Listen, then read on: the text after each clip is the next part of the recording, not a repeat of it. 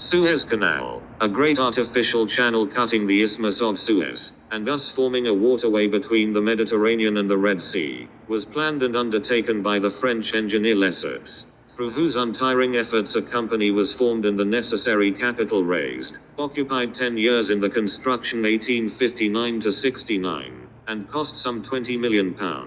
From Port Said on the Mediterranean to Suez at the head of the Red Sea, the length is about 100 miles, a portion of which lies through Lakes Menzaleh, Bala, Timza, and the Bitter Lakes. As widened and deepened in 1886, it has a minimum depth of 28 feet, and varies from 150 to 300 feet in width. Traffic is facilitated by electric light during the night, and the passage occupies little more than 24 hours. Has been neutralized and exempted from blockade, vessels of all nations in peace or war being free to pass through. Now the highway to India and the East, shortening the voyage to India by 7,600 miles. 3/4 of the ships passing through are English. An annual toll is drawn of close on £3 million, the net profit of which falls to be divided amongst the shareholders, of whom since 1875 the British government has been one of the largest.